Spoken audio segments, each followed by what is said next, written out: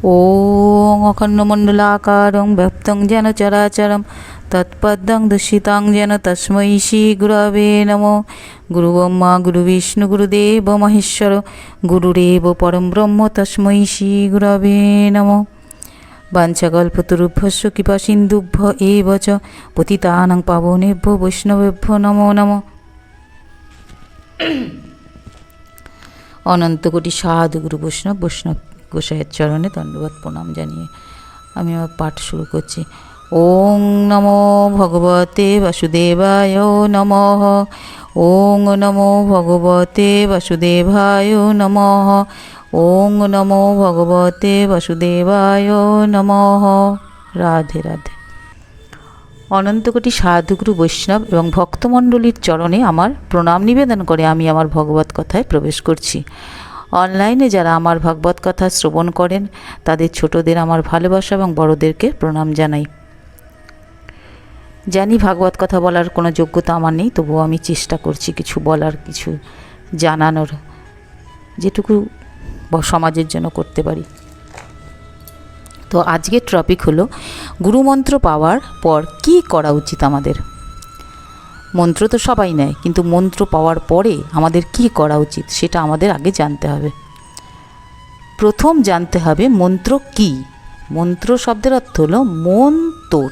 মন্ত্র মানে হচ্ছে মন তোর, অর্থাৎ এই মন্ত্র জপ করতে করতে মনকে যখন স্থির করে ঈশ্বরের দিকে ধাবিত করতে পারা যাবে তখনই মন্ত্রের সার্থকতা আসবে। গুরু কি করে না, শিষ্যের কর্ণমূলে মন্ত্র দিয়ে বলে, বাবা বা মেয়েদের বলে, মা এটা তোমরা জপ করো।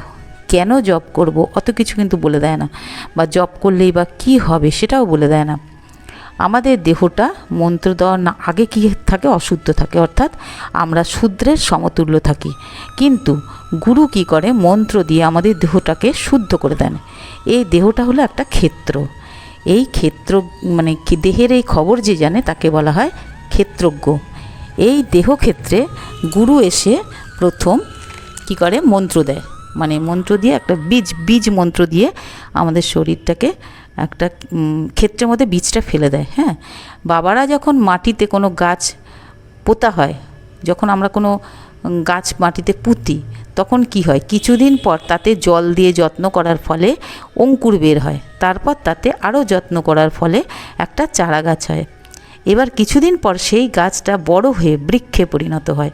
তদ্রূপ গুরু এসে আমাদের দেহ শুদ্ধ করে তাতে বীজরূপ মন্ত্র কর্ণমূলে প্রদান করেন। এবার মালি হয়ে আমরা কি করব, তাকে যত্ন করব, অর্থাৎ মন্ত্র জপ করব। এবং তার থেকে কি হবে, তাহলে আমরা জপ করতে করতে তার থেকে গাছের সৃষ্টি হবে, অঙ্কুর হবে, একটা অঙ্কুর বেরোবে, এই বীজ থেকে একটা অঙ্কুর বেরোবে। অর্থাৎ গুরুর নির্দেশ অনুসারে সেই মন্ত্র জপ করতে হবে। জপ করতে করতে তার থেকে যখন অঙ্কুর বেরিয়ে হয়ে গাছটা যখন আরও বড় হবে, এবার সকাল সন্ধ্যায় জপ করার ফলে তখন কি হবে, একটা বড়, আস্তে আস্তে করে একটা বড় বৃক্ষে পরিণত হবে।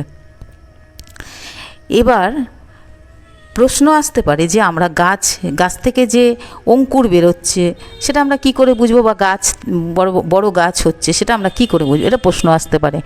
আমাদের বোঝার কোনো দরকার নেই যে গাছ হচ্ছে কি হচ্ছে না। সেই গাছ যখন বড় হবে, অর্থাৎ দিনের পর দিন জপ করতে করতে যখন সেটা গাছে পরিণত হবে, তখন আমরা বুঝতে পারবো আস্তে আস্তে ঈশ্বর আমাদের কাছে আসছে, অর্থাৎ আস্তে আস্তে পাওয়ার আসবে। ঈশ্বরের যে পাওয়ার, ক্ষমতা, তার কিছু কিছু নিজের মধ্যে আসতে থাকবে। তো ভগবান প্রথমে নিজে আসেন না, কিন্তু ভগবান কি চট করে কাউকে দেখা দেয় না। তার জন্য অনেক কসরত করতে হয়, অনেক তপস্যা করতে হয়, তবে তো আসে। তা সেই জন্য কি করেন উনি, কোনো ভক্ত যদি তাকে দিনের পর দিন ওই মন্ত্র জপ করে তাকে ডাকতে থাকে, তখন দীর্ঘদিন পরে সাধনার ফলে তবে তাকে পাওয়া যায়। তাই তিনি কি করে, প্রথমে তিনি নিজে আসেন না, তিনি তার শক্তির কিছু অংশ ভক্তকে দেয়। তখন পাওয়ার আসছে ভক্তের মধ্যে, তখনই বুঝতে হবে আমাদের ডাক ঈশ্বরের কাছে পৌঁছচ্ছে। যখন পাওয়ারগুলো আসতে থাকবে, নিজে তো ওটা বোঝা যাবে, উপলব্ধি করা যাবে, তখন বোঝা যাবে যে ঈশ্বরের কাছে আমাদের ডাক পৌঁছাচ্ছে। আরও যত্ন করে জপ করতে করতে ভগবান তখন আর না যখন থাকতে পারে, তখন এসে উনি কিছু আভাস দেয়, কিছু আভাস পাওয়া যায় ভগবানের, চট করে শুরুতেও দেখা পাওয়া যায় না, আভাস কিছু পাওয়া যায়। আরও অনেক দিন পর দীর্ঘদিনের তপস্যার ফলে তবে ভগবানকে লাভ করা যায়। তাই তো রামপ্রসাদ বলেছেন, মন রে কৃষিকাজ জানো না, মন রে কৃষিকাজ জানো না, এমন মানব জমিন রইল পতিত, আবাদ করলে ফল তো সোনা। মানব জমিন রইল পতিত, আবাদ করলে ফল তো সোনা। মন রে কৃষিকাজ জানো না, মন রে কৃষিকাজ জানো না। অর্থাৎ আমরা যদি কৃষিকাজ জানি, অর্থাৎ কীভাবে ভগবানের কাছে পৌঁছাতে হবে সেই রাস্তাটা যদি জানি, সেই চাষ যদি করতে পারি, তাহলে আমরা ভগবানকে একদিন পাবই। আবার রামকৃষ্ণ কি বলেছেন? রামকৃষ্ণ গেয়েছেন, ডুব ডুব ডুব ডুব সাগরে আমার মন, ডুব ডুব ডুব ডুব সাগরে আমার মন। তলাতল পাতাল খুঁজলে, তলাতল পাতাল খুঁজলে পাবি রে প্রেম রত্ন ধন, পাবি রে প্রেম রত্ন ধন। ডুব ডুব ডুব রূপ সাগরে আমার মন। খোঁজ খোঁজ খোঁজ খুঁজলে পাবি হৃদয় মাঝে বৃন্দাবন, খোঁজ খোঁজ খোঁজ খুঁজলে পাবি হৃদয় মাঝে বৃন্দাবন। দীপ দীপ দীপ জ্ঞানের বাতি, দীপ দীপ দীপ জ্ঞানের বাতি, হৃদে জ্বলবে অনুক্ষণ, হৃদে জ্বলবে অনুক্ষণ। ডুব ডুব ডুব রূপ সাগরে আমার মন, ডুব ডুব ডুব রূপ সাগরে আমার মন। ড্যাং ড্যাং ড্যাং ড্যাঙাই ডিঙে চালায় আবার সে কোন জন, ড্যাং ড্যাং ড্যাং ড্যাঙাই ডিঙে চালায় আবার সে কোন জন। কবির বলে শোন শোন শোন, কবির বলে শোন শোন শোন, ভাবো গুরুর শ্রীচরণ, ভাবো গুরুর শ্রীচরণ। ডুব ডুব ডুব রূপ সাগরে আমার মন, ডুব ডুব ডুব রূপ সাগরে আমার মন। তলাতল পাতাল খুঁজলে, তলাতল পাতাল খুঁজলে পাবি রে প্রেম রত্ন ধন, পাবি রে প্রেম রত্ন ধন। ডুব ডুব ডুব রূপ সাগরে আমার মন। তো এই যে গানটার কত মানে, আমরা যদি সাধনাটাকে ঠিকমতো করতে পারি, তাহলে আমরা নিশ্চয়ই একদিন প্রেম ধন মানে ঈশ্বরকে লাভ করতে পারবো। এটাই এই গানের মাধ্যমেই তো রামকৃষ্ণ বোঝাতে চেয়েছেন।